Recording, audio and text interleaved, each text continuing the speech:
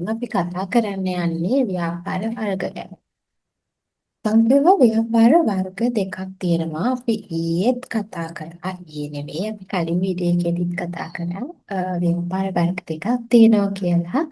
භාණ්ඩ නිෂ්පාදන ව්‍යාපාරයි, සේවා නිෂ්පාදන ව්‍යාපාරයි. මම මෙතන 10 ශ්‍රේණියේ ටෙක්ස්ට් බුක් එකම තමයි අරගෙන තියෙන්නේ. මේක පැහැදිලි කරන්න මම හිතනවා වඩාත් පැහැදිලි වෙයි. මේක හරහාම ඔයාලට පැහැදිලි කරොත්. එතකොට අපි ව්‍යාපාර කියන එක ගත්තාම අමුතුවෙන් කියන්න දෙයක් නෑ කලින් ඉගෙන ගත්තා වගේම ව්‍යාපාර වර්ග දෙකක් තියෙනවා. එකක් භාණ්ඩ නිෂ්පාදන ව්‍යාපාර අනිත් එක තමයි සේවා නිෂ්පාදන ව්‍යාපාර. භාණ්ඩ නිෂ්පාදන ව්‍යාපාර තියෙනවා. ඒ වගේම සේවා නිෂ්පාදන ව්‍යාපාර තියෙනවා. අපි මුලින්ම බලමු මොකක්ද මේ භාණ්ඩ නිෂ්පාදන ව්‍යාපාරයක් කියන්නේ කියලා. භාණ්ඩ නිෂ්පාදන ව්‍යාපාරයක් කියන්නේ යම්කිසි අපිට ස්පර්ශ කරන්න පුළුවන් භාණ්ඩයක්. මේ රූපේ තියෙනවා වගේ ඔයාලට තියෙනවා බෝතල්, එතකොට ගෘහ භාණ්ඩ තියෙනවා, මේ රටයක් තියෙනවා. අන්න ඒ වගේ අපිට මේ හැමදේම අතින් ස්පර්ශ කරලා බලන්න පුළුවන් දේවල්.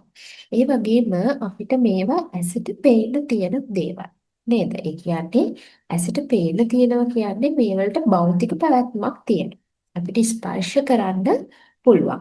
මෙන්න මේ වගේ දේවල් වලට තමයි අපි භාණ්ඩයක් කියලා කියන්නේ.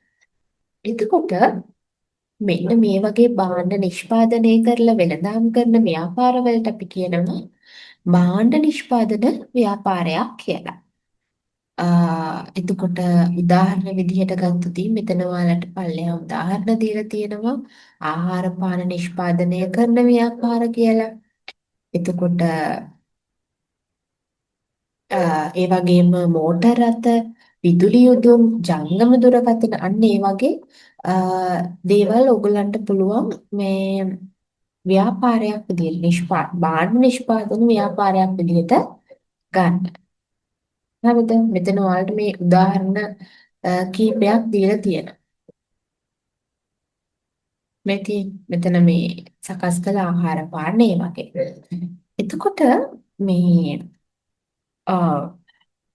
ඔයාලට මෙතන රූප කිහිපයක් තියෙනවා. ඒ මන්දට මට ඔයාලට පෙන්වන්න පුළුවන් තව. මෙන්න මේ ඕගොල්ලන් තියෙනවා මේ නිෂ්පාදන ව්‍යාපාර බලන්න ගොඩාක් නිෂ්පාදන ව්‍යාපාර මෙතන තියෙනවා. මෙතන බේකරි වගේ ඒවා තියෙනවා. ඒකාවට නේද? ආහාර නිෂ්පාදනය කරන ව්‍යාපාර තමයි මෙතන මේ හැම තැනම දකින්න පුළුවන් වෙන්නේ. මේ හැම එකක්ම මොකක්ද? මේ හැම ව්‍යාපාරයක්ම භාණ්ඩ නිෂ්පාදනය කරන ව්‍යාපාර. ඊට අමතරව තව ඕගලන්ට පුළුවන් ගෘහ භාණ්ඩ නිෂ්පාදනය කරන ව්‍යාපාර තියෙනව නේද? මම ඒකත් පෙන්නන්නම් මේ තියෙනවලට ගෘහ භාණ්ඩ මේ වගේ මේ හැම මේ ගෘහ භාණ්ඩයක්ම වෙළඳාම් කරන ව්‍යාපාර ගොඩාක් තියෙනවා. ලංකාවේ වගේම පිට රටවල වලත්. ඒතකොට මෙන්න මේ වගේ දේවල් නිෂ්පාදනය කරන වෙළඳාම් කරන ආයතන තමයි භාණ්ඩ නිෂ්පාදන වෙළඳාම් කියලා කියන්නේ ව්‍යාපාර කියලා කියන්නේ. එතකොට ඒකට ඔයාලට වෙනම නිර්වචනයක් දීලා තියෙනවා. හරිද? ඒකට ඔයාලට වෙනම නිර්වචනයක් දීලා තියෙනවා.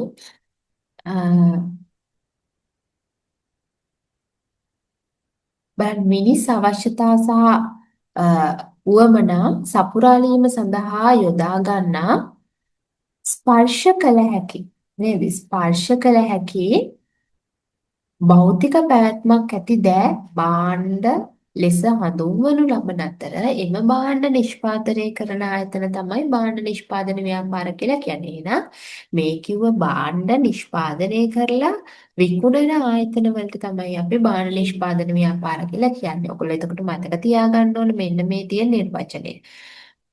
මිනිස් අවශ්‍යතා සහ වමනා සපුරාලීම සඳහා අපි දන්න ව්‍යාපාරයක අරමුණ වෙන්නේ මොකද්ද?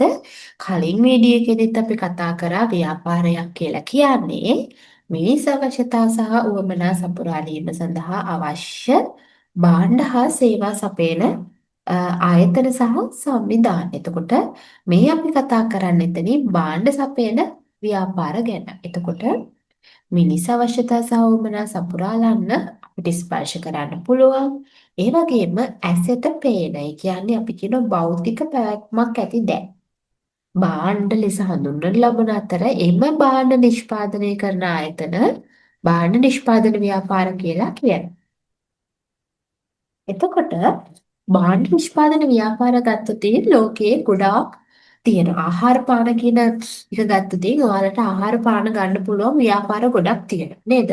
ජංගම දුරකථන ගත්තොත් ජංගම දුරකථන ගන්න පුළුවන් ව්‍යාපාර ගොඩක් තියෙනවා. එතකොට සමාජයේ ඉන්න මිනිස්සු මේ ලෝකයේ ඉන්න මිනිස්සු හැමෝම එකම ව්‍යාපාරයකින් නෙවෙයි ඒ භාණ්ඩ මිලදී ගන්න. එතකොට එයාලගේ රුචිකත්වය අනුව බලන්න මෙතනදී තියෙන්නේ.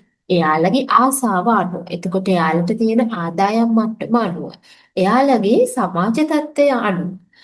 ඒ වගේ කරුණු සලකලා බලලා එයාලට අවශ්‍ය එයාලට සුදුසු ව්‍යාපාරයක් තෝරගන්නවා භාණ්ඩ මිලදී ගන්න. හරිද? එතකොට සමහර අය ඉන්න පුළුවන් ගොඩක් සල්ලි තියෙන මිනිස්සු. එයාලගේ ආදායම් මට්ටම බලලා ගොඩක් මිල අධික ලක්සරි අයිටම් විකුණන ව්‍යාපාරවල භාණ්ඩ මිලදී ගන්න. තවත් සමහර අය ඉන්නවා එහෙම කරන්න බැරි මධ්‍යස්ථ ආදායම් මට්ටමක් ලබන අය. එතකොට එයාලට ගැළපෙන ව්‍යාපාරයක් තෝරගෙන ඒකෙන් භාණ්ඩ මිලදී ගන්න. ඒ වගේම එයාලගේ රුචිකත්වය කියලා කියන්නේ ආසද. හරිද? එතකොට සමහර අය කැමති මෙන්න මේ දැන් සමහර අය උදාහරණයක් විදිහට ගත්තාම සමහර අය කැමති කිල්ස් එකෙන් බඩු ගන්න. තවත් සමහරක් කැමති ෆුඩ් සිටි එකේ. තවත් සමහරක් කැමති ලාෆ් එකේ බඩු ගන්න. එතකොට ඒක තමයි ওই රුචිකත්වය කියලා කියන්නේ. තමන්ගේ කැමැත්ත කියන එක. එතකොට විවිධ පාරිභෝගිකයෝ තමන්ගේ මේ රුචිකත්වය ආදායම් මට්ටම සමාජ තත්ත්වය කියන කරුණු මත සලකලා බලලා තමයි භාණ්ඩ විකුණන ව්‍යාපාරයක් තමන්ට අවශ්‍ය භාණ්ඩේ මොන ව්‍යාපාරයෙන්ද ගන්න කියන එක තීරණය කරන්නේ. හරි ඊගාවට අපි යමු සේවා සැපීමේ ව්‍යාපාරවලට. සේවා සැපීමේ ව්‍යාපාර කියන්නේ ඒකිනුත් වෙන්නේ මිනිසාගේ අවශ්‍යතා හා උවමනා සපුරන එක.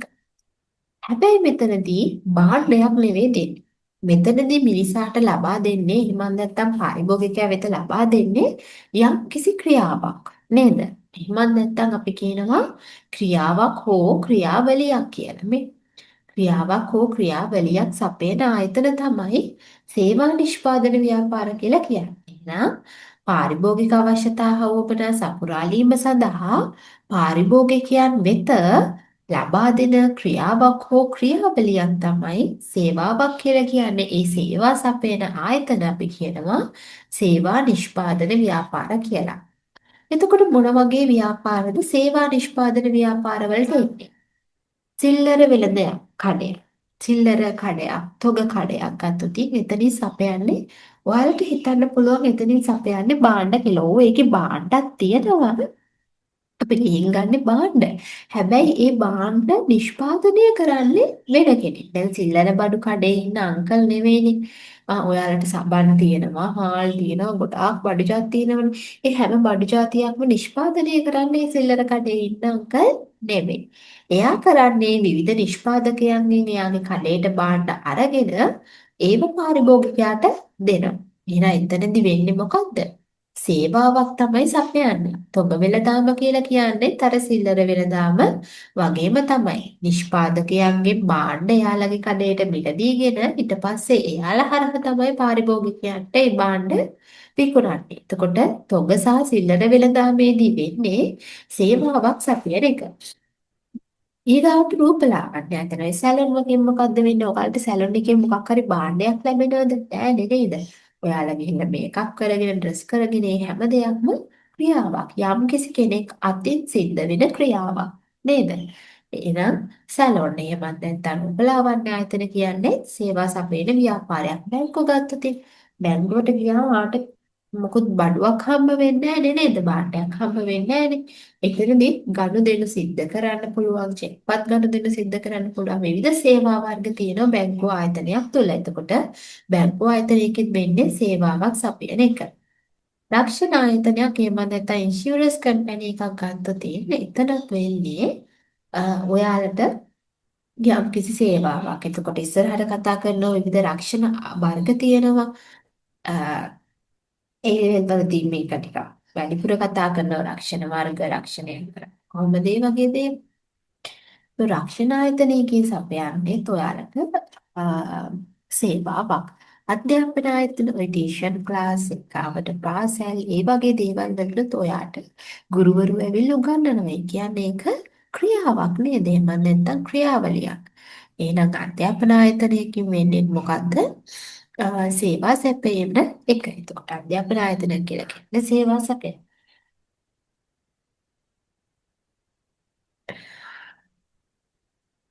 එතකොට ඔයාලට මෙන්න මේ වගේ සේවා සපයන ව්‍යාපාරවලට මේ උදාහරණ ගන්න පුළුවන්. හරිද?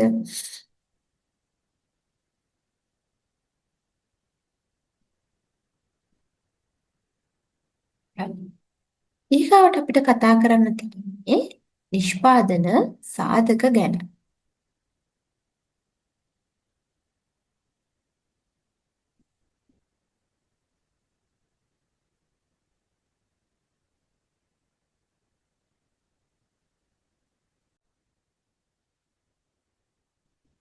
හරි. ඊගාවට අපිට කතා කරන්න තියෙන්නේ නිෂ්පාදන සාධක ගැන.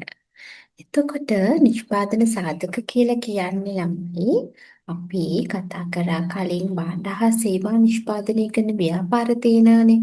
අන්න ඒ ව්යාපාරවලට මේ එයාලා භාණ්ඩ නිෂ්පාදනය කරන්නත් සේවා නිෂ්පාදනය කරන්නත් එයාලට යම්කිසි සම්පත් ප්‍රමාණයක් අවශ්‍යයි නේද? අන්න ඒ සම්පත් වලට තමයි අපි නිෂ්පාදන සාධක කියලා කියන්නේ. එහෙනම් අපිට මේ තියෙන නිර්වචනය බලන්න භාණ්ඩ හා සේවා නිෂ්පාදනය කිරීම සඳහා අ, මැක් වෙන. එහෙම නැත්නම් අවශ්‍ය වෙන සම්පත් තමයි නිෂ්පාදන සාධක කියලා කියන්නේ. ඔයගොල්ලෝ කෙටියෙන් මතක තියාගන්න. අපි කතා කරා නිෂ්පාදන ව්‍යාපාර තියෙනවා.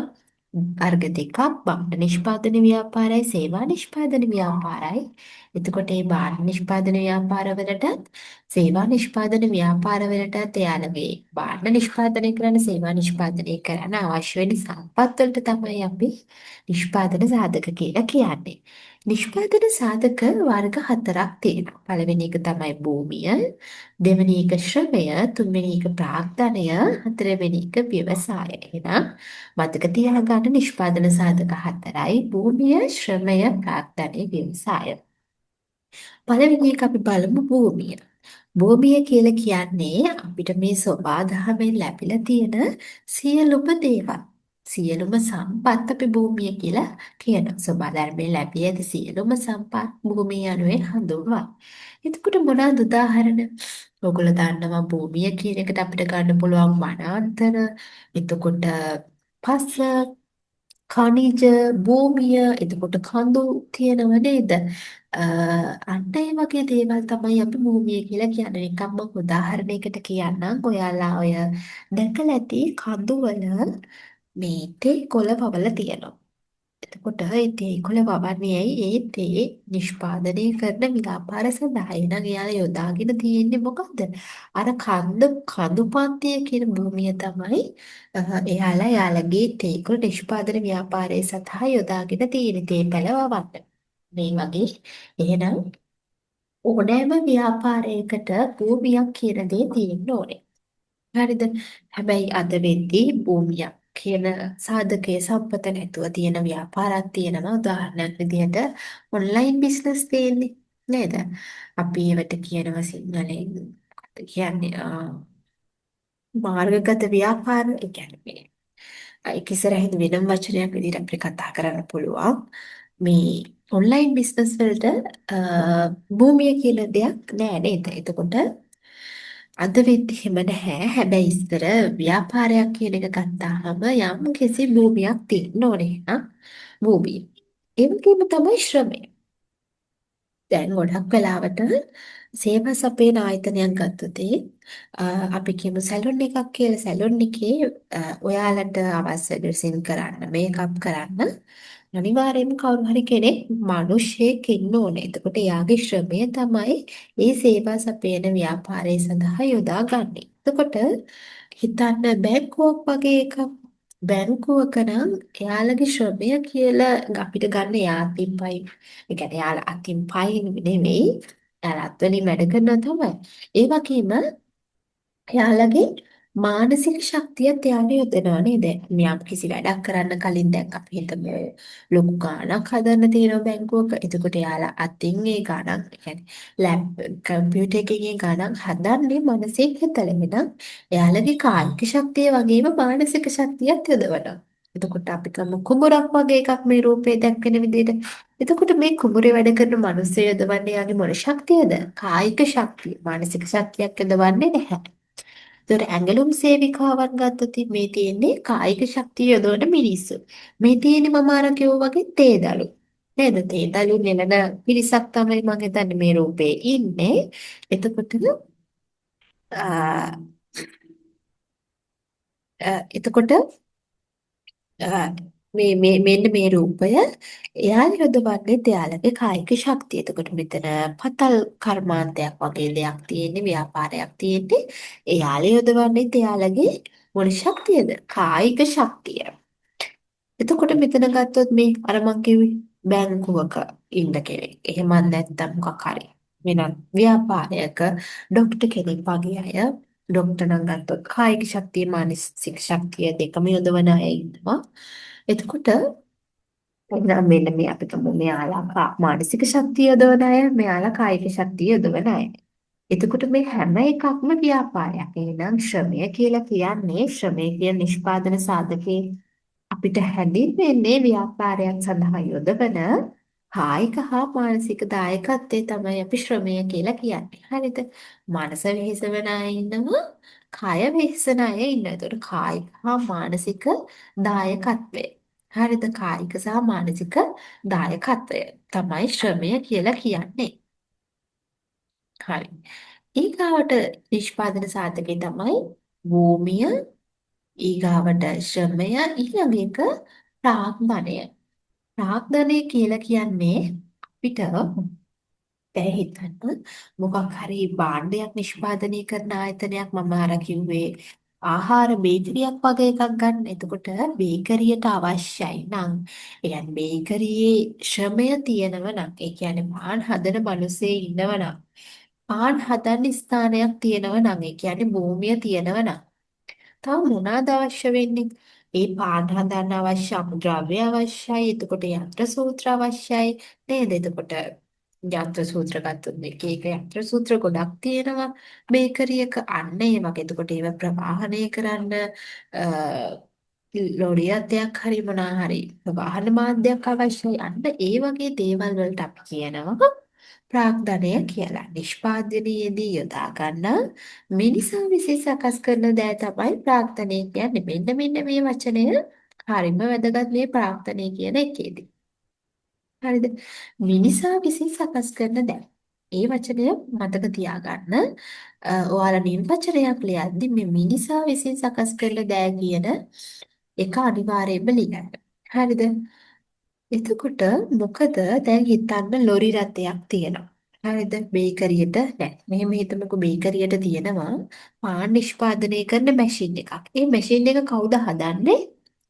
අනිවාර්යයෙන්ම මේ මැෂින් එක හදන්නේ තවත් කොයි හරි තැනක මිනිස්සු කට්ටියක් එකතු වෙලා. එහෙනම් මැෂින් එක කියලා කියන්නේත් මිනිස්සු විසින් සකස් කරපු දෙයක්. ගොඩනැගිල්ලක් ගමු. හරිද? ගොඩනැගිල්ලක් කියලා කියන්නේ මිනිසා විසින් සකස් කරන දෙයක්. එතකොට මෙන්න මෙතනදී ඔයාලා පටලවා ගන්න එපා. භූමිය කියන එකට. දැන් ගොඩනැගිල්ල කියන එක ගත්තොත් බිල්ඩින් එක. එතකොට මේ බිල්ඩින් එක භූමියට අයිති වෙන එකක් නෙමෙයි. ගොඩනැගිල්ලක් කියලා කියන්නේ ප්‍රාග්ධනය කියන එකට අයිති වෙන එකක්. මොකද ගොඩනැගිල්ල ඉබේම ඊතර තියෙන්නේ නැහැ. ගොඩනැගිල්ල හදපු ඉඩම නම් භූමිය. හැබැයි ගොඩනැගිල්ල හදන්නේ කවුරු විසින්ද? මිනිසා විසින් ගල් වැලි ඒව යොදලා එයාගේ ශ්‍රමය පාවිච්චි කරලා එයා තමයි ඒ ගොඩනැගිල්ල හදන්නේ. මිනිසා විසින්. එතකොට ඒක මිනිසා විසින් සකස් කරන දෙයක් නිසා. ගොඩනැගිල්ල කියලා කියන්නේ ප්‍රාග්ධනය භූමිය නෙවෙයි. එතකොට යන්ත්‍ර සූත්‍ර මුදල් ප්‍රාග්ධනයේ විදිහට ගන්න බැරි අවස්ථා තියෙනවා. ඒක ඉස්සරහදී කතා කරනවා. යන්ත්‍ර සූත්‍ර, රථ වාහන ඒ හැම දෙයක්ම ප්‍රාග්ධනය කියලා කියනවා. හැබැයි අනිවාර්යයෙන්ම මතක තියාගන්න ඒක මිනිසා විසින් සකස් කරන දෙයක් වෙන්න ඕනේ. ප්‍රාග්ධනය කියලා හඳුන්වන්න නම්. ඊගාවට ඊළඟ නිෂ්පාදන සාධකය තමයි ව්‍යවසාය. ව්‍යවසාය කියලා කියන්නේ අර කලින් කතා කරපු නිෂ්පාදන සාධක තුනම. ඒ කියන්නේ භූමිය, ශ්‍රමය, ප්‍රාග්ධනය කියන නිෂ්පාදන සාධක තුනම එකට එකතු කරලා නිෂ්පාදන ක්‍රියාවලියක් පටන් ගන්න කාර්යය තමයි ව්‍යවසාය කියලා කියන්නේ. බලන්න මෙතන දීලා තියෙන නිර්වචනය නිෂ්පාදන සාධක සංවිධානය කරමින් නිෂ්පාදන සාධක කියලා කියන්නේ අපි අර කලින් කතා කරපු නිෂ්පාදන සාධක තුන. ඒවා සංවිධානය කරමින් නිෂ්පාදන ක්‍රියාවලියක් ආරම්භ කර පවත්වාගෙන යාමේ කාර්යය තමයි ව්‍යවසාය කියලා කියන්නේ. එහෙනම් මතක තියාගන්න භූමි ශ්‍රමය ප්‍රාග්ධනය කියන නිෂ්පාදන සාධක මෙන්න මෙතන මේ වචන ටික මතක තියාගන්න සංවිධානය කරමින් පවත්වාගෙන යාමේ කාර්යය තමයි ව්‍යවසාය කියලා කියන්නේ. හරි. සංවිධානය කරමින් පවත්වාගෙන යන කාර්යය. එසේ ව්‍යාපාරයේ තීරණ ගනිමින් අවදානම් දරමින් ලාභිතා සම්පාදනයට කරන්නේ ව්‍යවසායකයන්. එහෙනම් මේ ව්‍යවසාය කියන කාර්ය සිද්ධ කරන කෙනාගේ නම තමයි ව්‍යවසායකයා. හරි. ව්‍යවසායකය කියලා කියන්නේ. මොකද එයා අර නිෂ්පාදන සාධක තුනම එකට එකතු කරලා ඒක පවරහා. ඒ කියන්නේ යම්කිසි ක්‍රියාවලියක් ආරම්භ කරලා ඒක පවත්වාගෙන යද්දී එයාට අනිවාර්යයෙන්ම තීරණ ගන්න සිද්ධ වෙනවා. අවදානම් දරන්න සිද්ධ වෙනවා. ලාභෙතා සම්පාදනය කරන්න සිද්ධ වෙන. ඒ කියන්නේ මේ ව්‍යවසායකය කියලා කියන්නේ අලුත් අලුත් දේවල් හොයාගන්න කෙනෙක්. හරිද? එතකොට මේක මතක තියාගන්න බිස්නස් එකක් අලුත් භාණ්ඩයක් අලුත් සේවාවක් හොයාගන්න අයට අපි කියනවා ව්‍යවසායකයෝ කියලා. හරිද? ඔන්න ඔය ටික තමයි නිෂ්පාදන සාධක කියන එක යටතේ අපිට කතා කරන්න තියෙන්නේ.